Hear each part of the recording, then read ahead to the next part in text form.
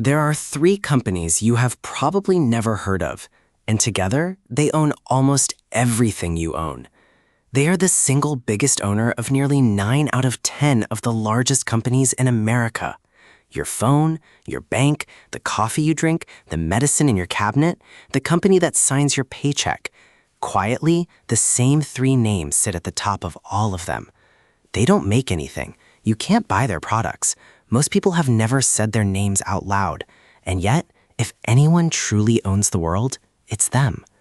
But here's the part that should keep you up at night. The money they used to buy the world was yours. And by the end of this, you'll see exactly how you handed it to them and whether anyone is actually in control. So let's say them out loud. BlackRock, Vanguard, State Street. 3 investment firms. People in finance call them simply the Big Three. On their own, they sound boring. Asset managers, the kind of word your eyes slide right past. That blandness is exactly why you've never noticed them. But put their piles together and you get a number that's hard to even picture. More than $20 trillion, watched over by these 3 firms. $20 trillion. That's bigger than the entire economy of almost every country on Earth. If the Big Three were a nation, it would be one of the richest that has ever existed. And they didn't build a single factory to get it. They didn't invent a product.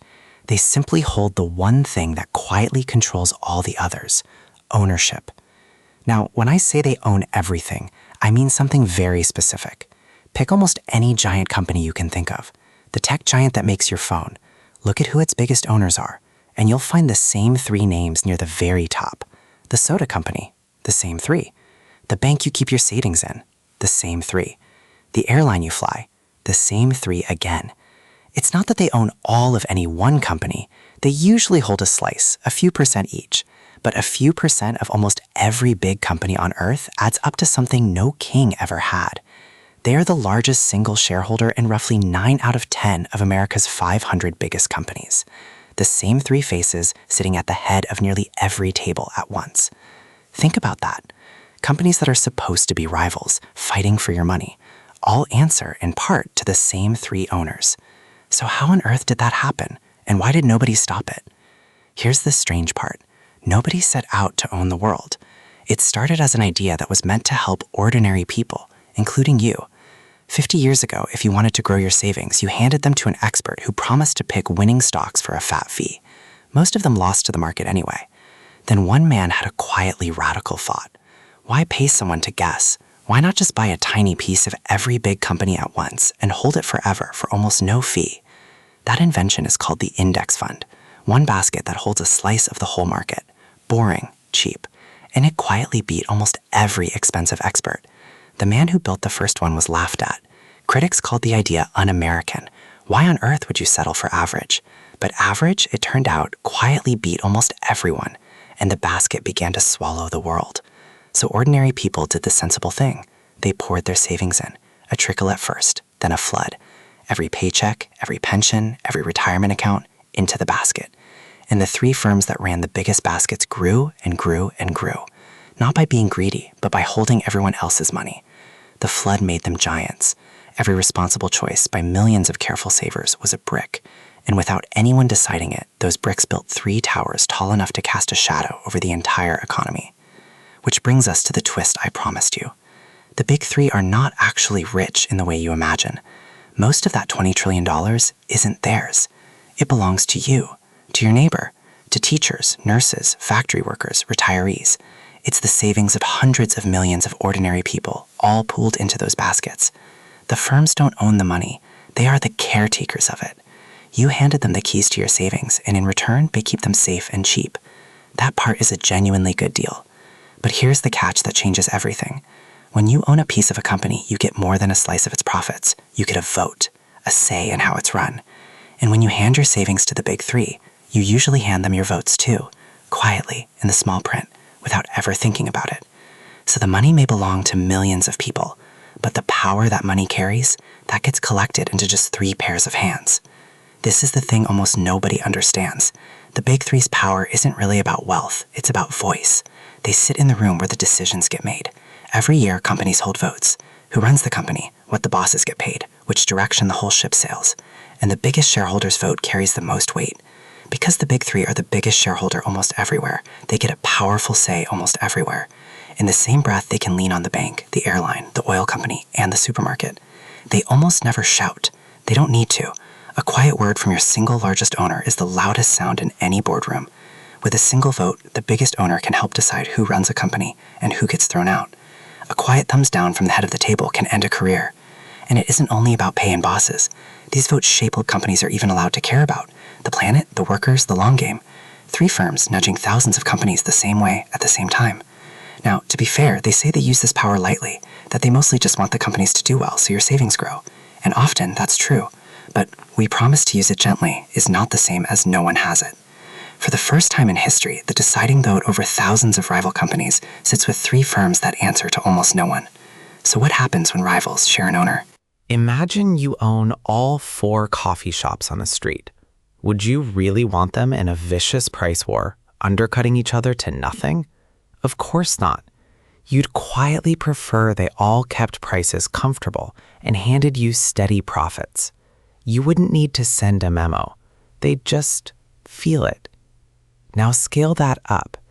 The big 3 own big slices of nearly all the major airlines, of nearly all the big banks, of competitors who are supposed to be at each other's throats for your money. Researchers studied exactly this with the airlines.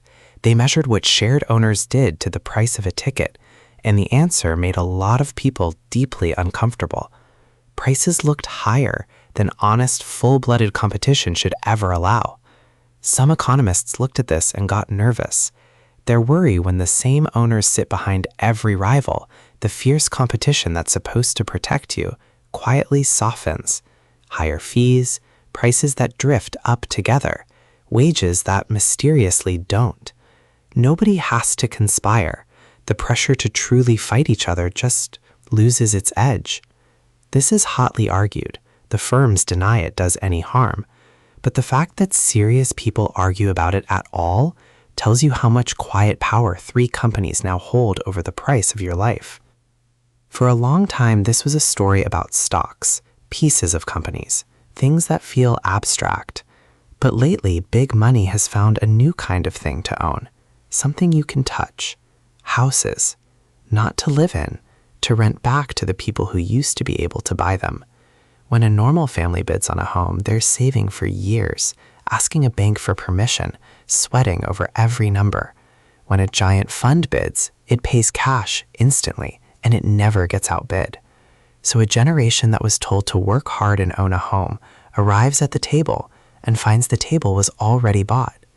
In some places, big funds have bought up street after street, whole rows of houses that will never be for sale again, only for rent. A landlord with limitless cash who never gets outbid and never moves out. There's a famous prediction that one day you will own nothing and be happy about it. People laughed, but look closely. The renting of everything to people who used to own it has quietly already begun. Own nothing, rent everything, pay forever. To whom? Increasingly, to the same 3 pairs of hands. So is this a grand evil plan? Here's the uncomfortable answer.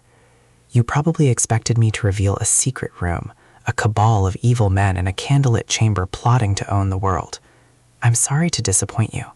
There isn't one. The terrifying part isn't a villain. It's that there is no villain. No single mind chose this. It assembled itself, one sensible decision at a time, out of the savings of ordinary people. You wanted a safe, cheap place for your retirement. So did everyone. That single reasonable wish, multiplied by hundreds of millions, built a concentration of power the world has never seen before. And here's what should actually unsettle you. Nobody is really steering it. These firms mostly just hold and vote on autopilot.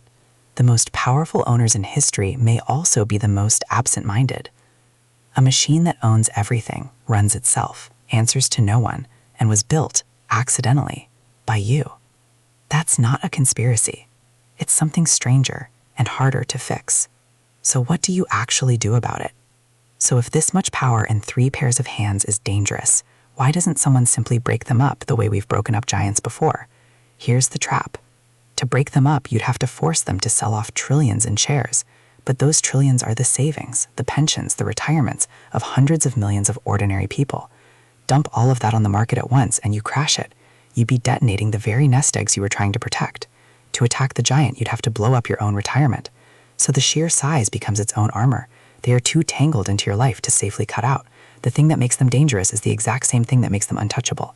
And while everyone hesitates, they do the quietest, most powerful thing of all. On all $20 trillion, they skim a tiny fee, a sliver so small you would never feel it, taken from nearly everyone's savings every year, forever.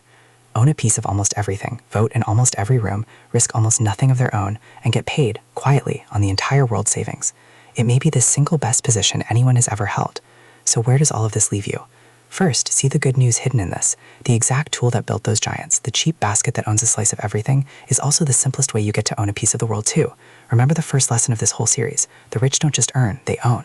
They hold the machines that make money while they sleep. This is the only machine that let everyone in. Every spare coin you spend feeds the machine as a customer. Every spare coin you invest buys you a thread of it as an owner. Same coin, opposite side of the string. You will never out-own the big three. That's not the point. The point is to stop being only a thread they pull and become, even a little, someone who holds a thread of your own. They prove that owning quietly beats earning loudly. They learned it with your money. The only question left is whether you finally learn it with your own. So who really owns the world?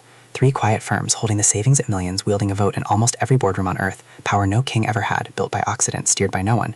We followed the money from the bank to the printer to the grave of the dollar to the treadmill, and now to the 3 hands quietly holding the strings of it all. But there's one last move on the board. They're already building a new kind of money, one that can be watched, limited, and switched off from a distance. Cash is being quietly retired, and the off switch won't be in your hand. That's next. If you want to keep seeing the strings most people never notice, subscribe, and let's keep pulling the curtain all the way back.